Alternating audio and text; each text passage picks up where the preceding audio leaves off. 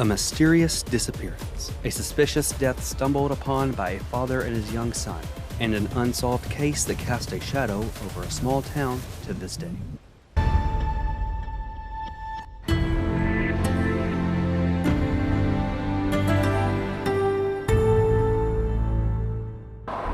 In southeast Missouri, Major Moore and his son, Jeremy Moore, called Kennett their home. On February 23, 1997, the duo ventured out, taking their dog down to the St. Francis River.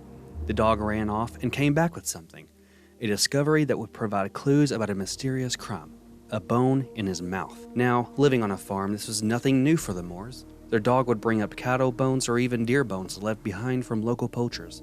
But this time it felt off. We didn't know it was human at the time, but we knew it was different. Moore phoned the Dunklin County Sheriff's Office to let them know what they found. Sheriff Bob Holder quickly assembled his crew and headed to the scene. As Holder and his crew arrived on scene and examined the area, they found more than just a leg bone. The major case squad went to the location of the levee and found skull, neck, and torsos of a human. Holder hadn't seen anything like this before in his career.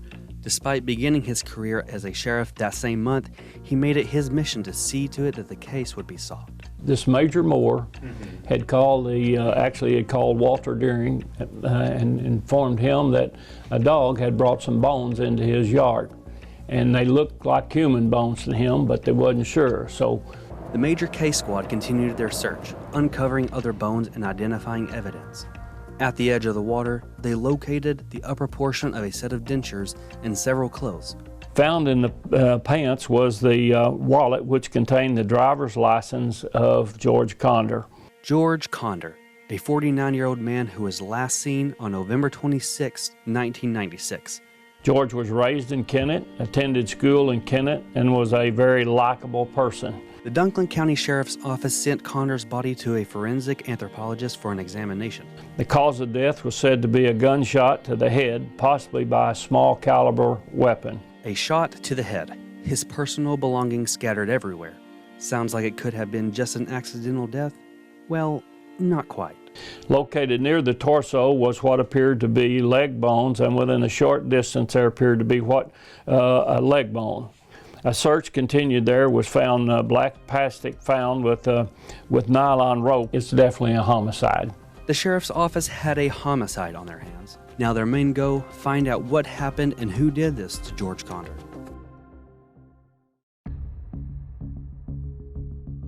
He was last seen in Kennett and in Campbell area on 11/25/1996 by quite a number of individuals.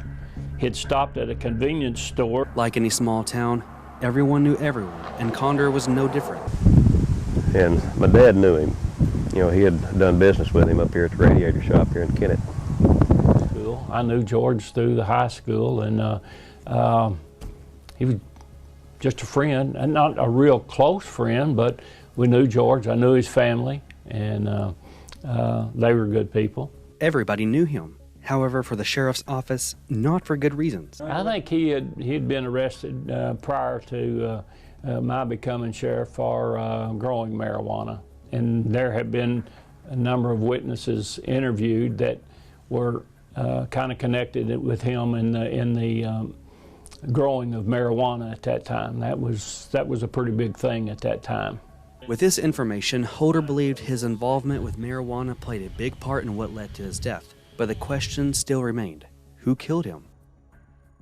Within the walls of the sheriff's office, suspicions lingered.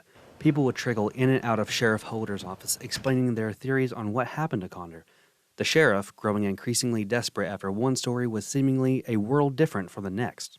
We had very good investigators on it. Walt Deering had been an investigator for quite a number of years, and he was an excellent investigator. We involved the Missouri State Highway Patrol Division in Drug and Crime Control. While investigators had a few suspects in mind, there just wasn't enough evidence for an arrest.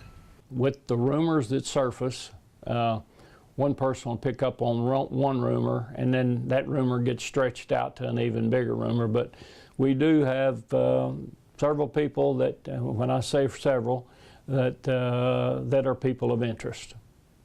But we don't have enough to indict anybody right now.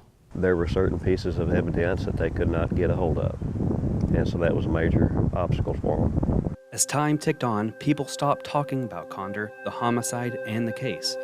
The sheriff's office shifted focus to other cases, but Holder says that doesn't mean they labeled this a cold case.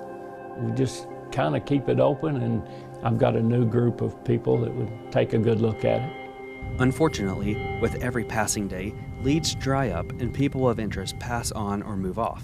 Hopefully this will bring somebody forward again that maybe share a little light. Nearly 30 years later, Kennett has grown exponentially, and still, Holder wants to close this case. I'm hopeful that we can come up with something, because it's been quite some time since his death. So, but this has been long enough that hopefully something will come out of this. But until then, this remains a mystery looming over Kennett. The mystery of who killed George Conder.